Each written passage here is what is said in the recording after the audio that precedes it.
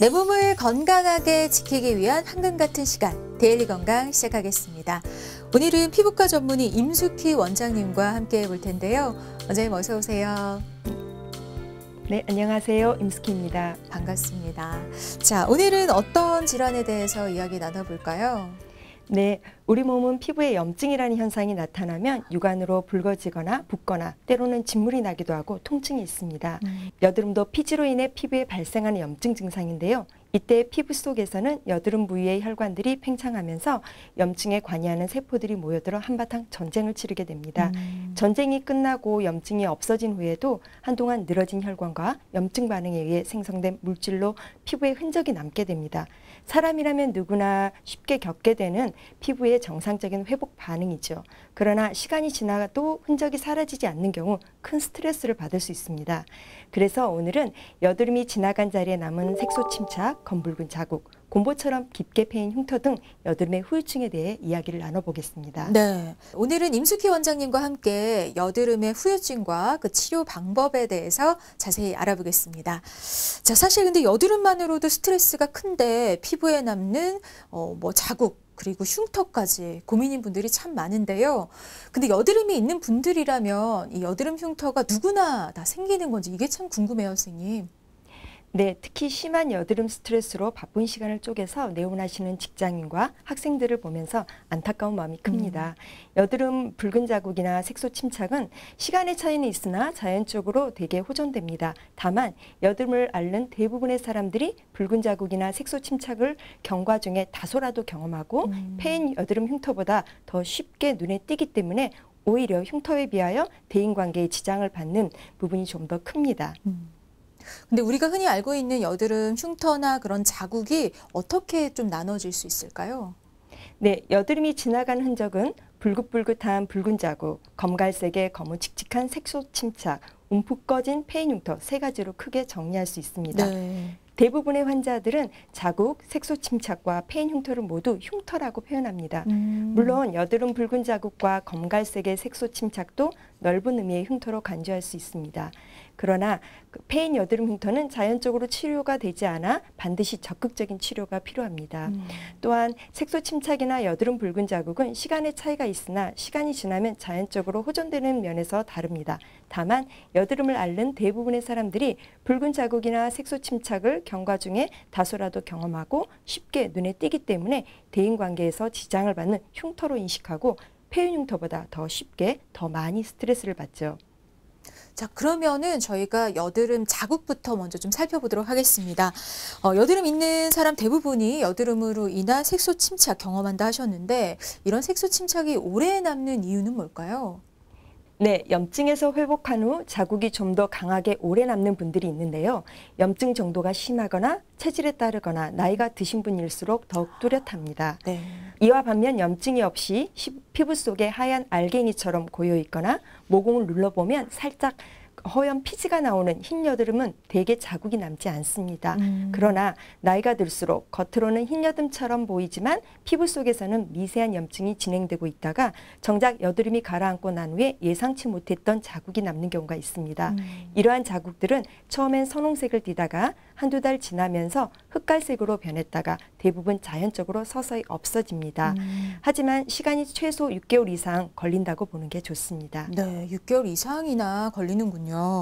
자, 그렇다면 일반적으로 여드름이 가라앉고 이제 6개월이 지나면 여드름 흉터 자국도 좀 자연스럽게 나아진다 생각하면 될까요?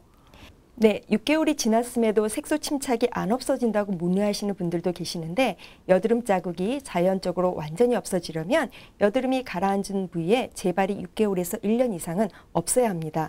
그런데 대부분의 여드름의 경우는 같은 자리에 자꾸 재발되는 경향이 있다 보니 자국이 없어지려다 다시 굳어지고 그러다 보니 영구적으로 안 없어지는 거 아닌가 생각이 들 수 있습니다. 여드름 흉터는 자국의 정도에 따라 치료 방법이 달라지니 혼자 고민하기보다는 가까운 피부과 전문의를 찾는 것이 좋겠습니다. 네, 그러니까 이 자국의 정도에 따라 치료 방법이 좀 달라지기 때문에 혼자 해결하려기보다는 전문적인 치료를 받으시는 게 좋을 것 같습니다.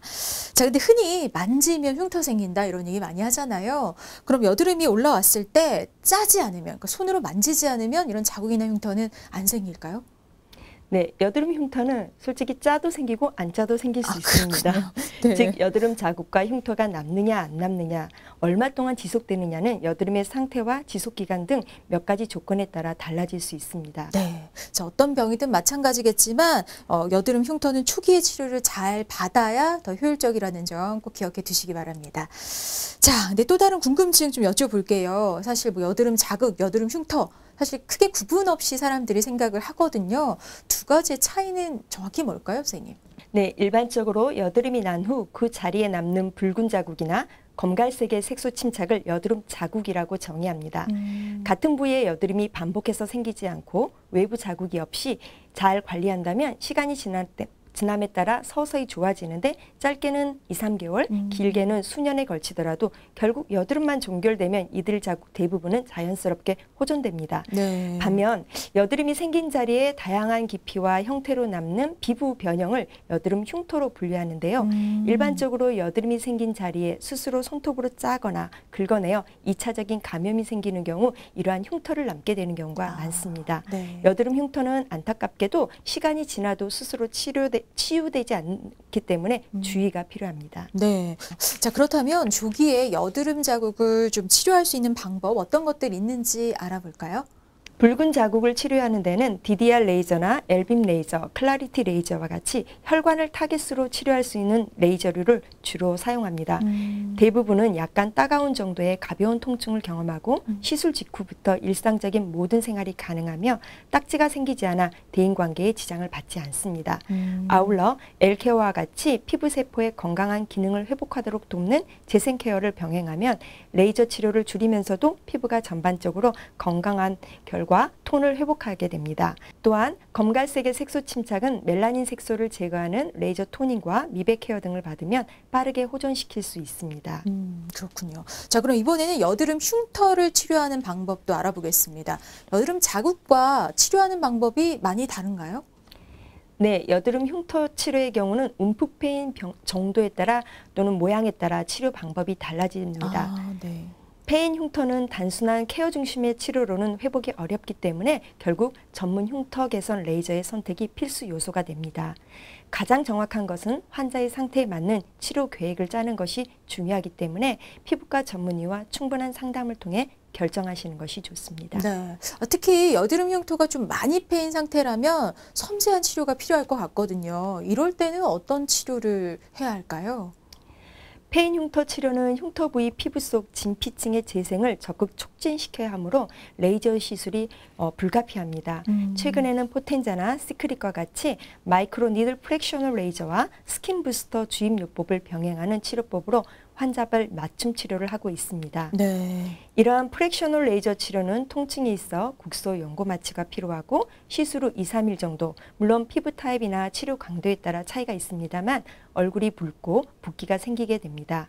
과거 단순 프락셀 레이저를 사용 시에는 딱지가 일주일 이상 가는 단점이 있었으나 최근에 사용하는 마이크로 니들 프랙셔널 레이저는 딱지가 거의 없거나 미세하여 불편함이 많이 줄었습니다. 네.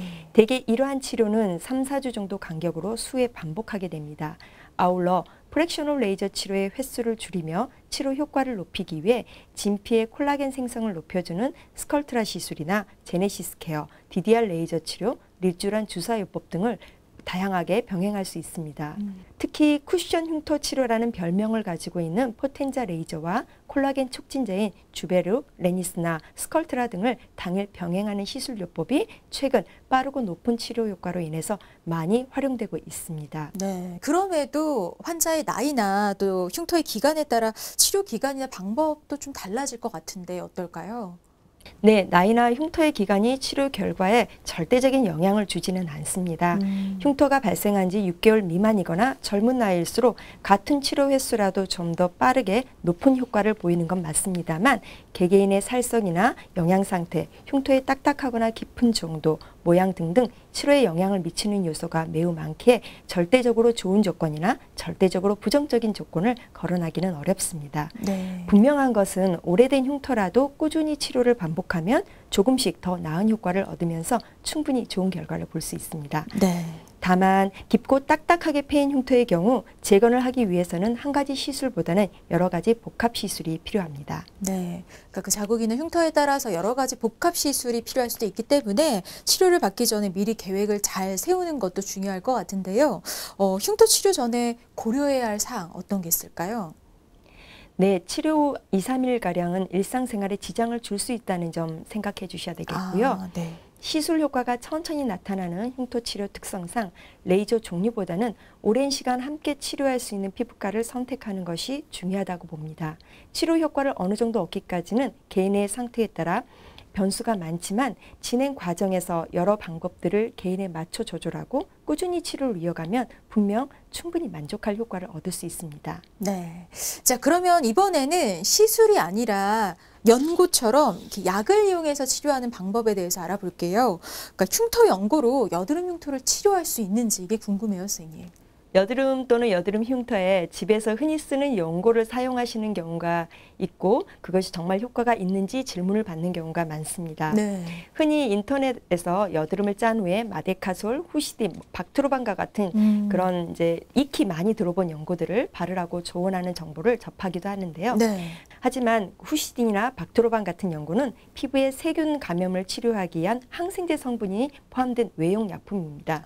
즉 항생제마다 치료할 수 있는 세균이 조금씩 다른데 피부 외용 항생제는 피부에 흔히 자라는 세균의 성장을 저해하거나 사멸시키는 집중된 기능을 하게 됩니다. 반면 마데카솔의 경우엔 상처 재생 성분이 더해져 있고 마데카솔 복합 제제의 경우엔 미량의 스테로이드를 포함하여 습진이 동반된 경우에 치료에 도움이 될 수 있습니다. 이러한 연고들이 여드름 염증을 줄여 자국이 좀 더 빨리 호전되는데 분명 약간의 도움을 줄 수 있다고 말할 수 있습니다만 엄밀히 말하면 흉터 연고라는 표현은 맞지 않습니다. 특히 패인 흉터에는 이런 연고로 효과를 보기를 기대하기는 좀 어렵습니다. 그렇군요. 자, 그럼에도 이제 여드름 타입이나 정도에 따라서 또 사용하는 연고도 달리해야 할 것 같은데요. 어떻게 다른지 설명 좀 해주세요, 선생님. 염증성으로 올라온 여드름 원인균은 피아크네라고 하는 균으로 이리스로마이신 또는 클린다마이신, 테트라사이클린과 같은 항생제 성분이 여드름균에 좀 더 특이적인 항균 효과를 가지고 있습니다. 흔히 쓰는 후시딘과 같은 피부 감염 치료를 위한 항생제와는 좀 다릅니다. 집에서 임으로 여드름을 짜고 나서 2차적으로 동일한 부위에 피부 감염이 생겨 여드름 상처가 더욱 악화되기도 합니다. 그런 경우에는 여드름을 짠 후 1차적인 피부 감염용 외용 항생제를 도포하는 것이 약간의 도움은 될 수 있습니다. 하지만 직접적으로 여드름균을 사멸하는 성분이 아니기 때문에 여드름 치료에 큰 도움이 된다고 볼 수는 없습니다. 따라서 여드름균에 잘 작용하는 전문 항생제 연고를 처방받으시는 것을 권합니다. 또한 여드름 치료제는 항생제 성분 외에도 항염 성분이나 피지 생성을 억제하는 성분, 모공을 막는 이상 각질을 제거하는 성분 등 다양합니다. 피지의 정도, 흰 여드름과 염증 여드름의 정도 등에 따라 좀 더 효과적인 여드름 성분이 달라질 수 있습니다. 결론적으로 여드름과 자국을 연고류로 좀 더 효과적으로 개선하고 싶다면 피부과 전문의 진료를 통해 본인에게 맞는 성분이 조합된 연고를 처방받으시기 권합니다.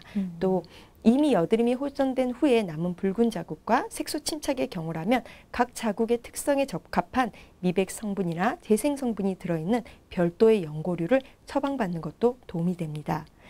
또한 가벼운 흉터는 서서히 흐려지는 경우가 많지만 심하게 붉어 두드러져 보이는 흉터나 깊이 패인 흉터의 경우는 피부과에 내원하여 적합한 치료를 조기에 받는 것을 추천합니다. 네. 자, 그렇다면 이번에는 연고가 아니라 저희가 상처에 흔히 붙이는 그 메디폼 같은 수분밴드 있잖아요. 요거는 어떨지 궁금해요. 3살이 돋아나는데 좀 도움이 될까요? 네, 메디폼은 깨끗한 상처 부위에 부착하게 되면 상처 재생에 적절한 환경, 즉 저산소 상태, 적절한 수분 상태, 외부 환경에 보호를 할 수 있는 그런 환경을 만들어서 상처가 잘 낫도록 도와줍니다.